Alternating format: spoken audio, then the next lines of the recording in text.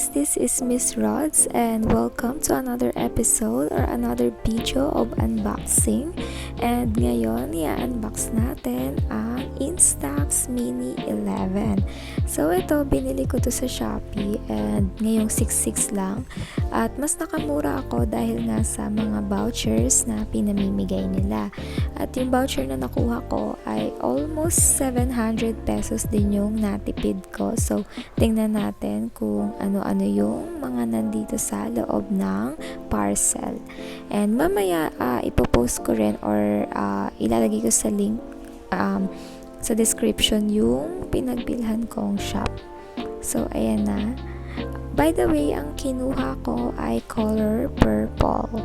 Kasi wala lang. Maganda siya tingnan. Ayan na nga. Okay, so pink yung box ng color purple. So nakikita ko kasi yung iba, yung color pink ata ay yellow yung box. So ayun, may nakita ako nito sa Shopee na color parang orange or terracotta ata yun. And kaso mahirap maghanap ng ganong kulay pero at hindi ko rin sure. So ayan na nga. Ayun, ang ganda, cute. Guys, magaan lang siya. Ang gaan lang ng box. So, let's see. Tingnan natin mamaya. Ayan. Ang cute. So, mamaya na natin yung bubuksan. Tingnan muna natin. Ayan. May warranty certificate tayo galing sa mismo shop na pinagbilhan ko. Bukod pa yung nasa loob ng box. At ito, binili ko to. Hindi siya kasama sa unit, guys. Binili ko yan separately. Pero same siya pa rin. And that is 399 pesos. Ito yung free album. Ayan. Yan lang yung free doon sa Instax.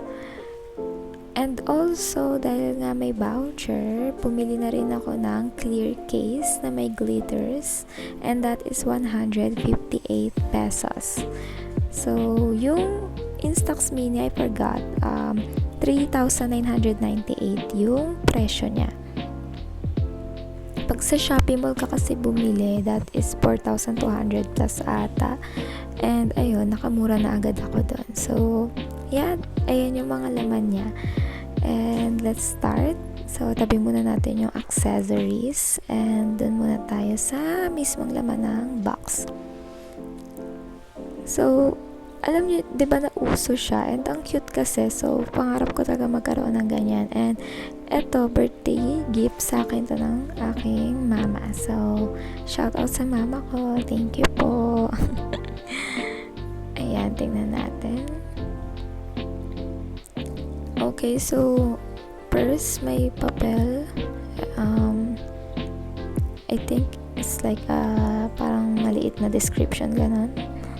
And syempre hindi mawawala ang ating manual. Ay, ang cute. May sticker. Ayan, may sticker siya. Instax and manual from fujifilm. At syempre, ang ating pinakainaabangan unit, ang Instax Mini 11. Oh, sorry. Ayan, meron siyang parang handle ba yan something. Ayan! Tada! Ang gaan niya, guys. Hindi siya mukhang mabigat. Mukha na siya mabigat pero magaan siya. At ito yung battery niya. And nabasa ko sa ibang review, alkaline battery ang ginagamit. Hindi siya pwede yung, or hindi advisable yung ever-ready battery. It should be alkaline. And ayan yung warranty sa box. Warranty mismo yung sa Fujifilm. So, ayan. Ayan, balik muna natin and lagay natin yung battery. Tingnan natin kung paano siya gumagana. Pero bago yun, tingnan muna natin yung parts. Ayan, ang ganda niya, guys. Ang gaan niya. Akala ko mabigat siya. Magaan siya, guys.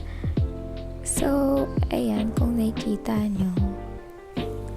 Super cute. And ang pastel ng color niya. Okay. Ayan, pinindot ko. Ayan. yan yung on and off button. And pag ina-off mo siya, ipo-push back mo lang yung lens something. And dyan lalagay yung film. So, tanggalin natin. Lagay natin yung battery. Take note guys, may sign sa battery na positive and negative.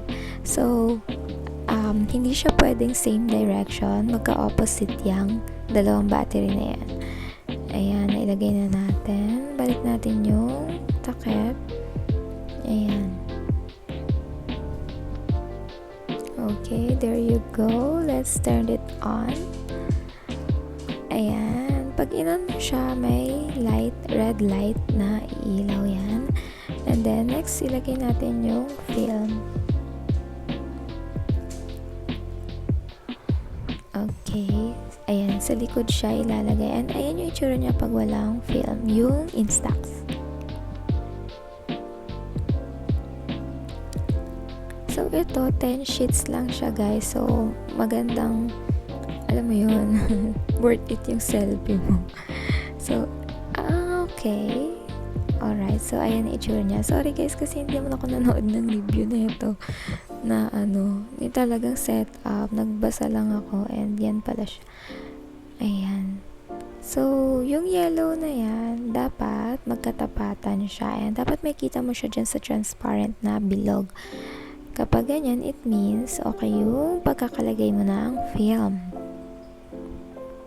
Okay, let's turn it on again. Ang gulo ko, no? Sorry, excited lang. Ayan.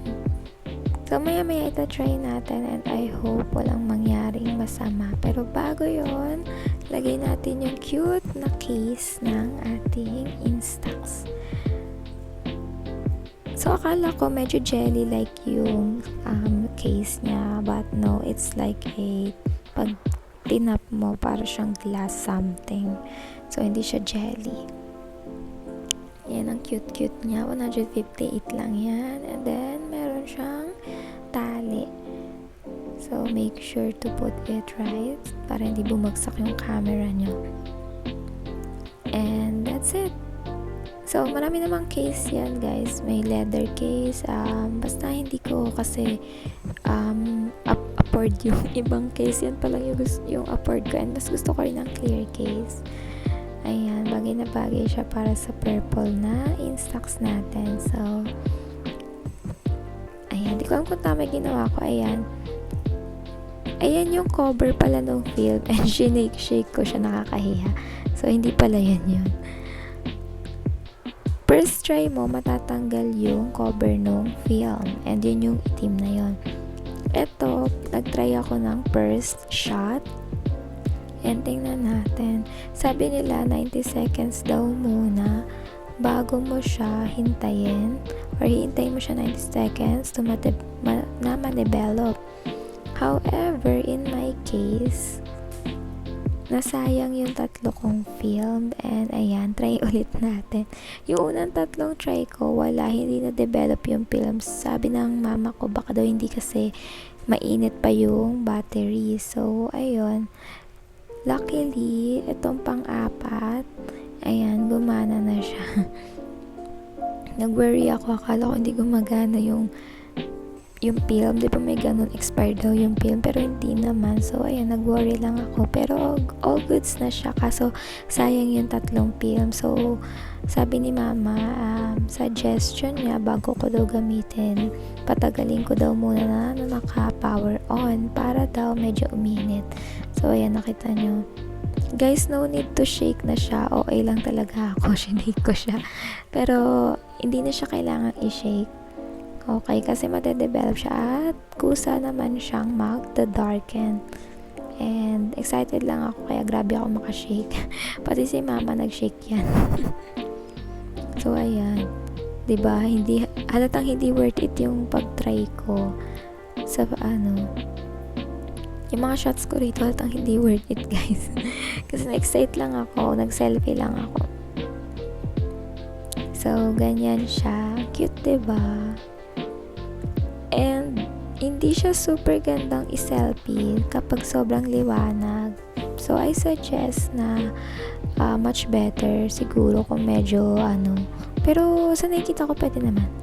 So ayun lang guys, I hope you learned something and I hope you like this video, and if you want, you can like, share, and subscribe on my YouTube channel so that you will be updated on my next video. So ayun guys, thank you so much and bye bye.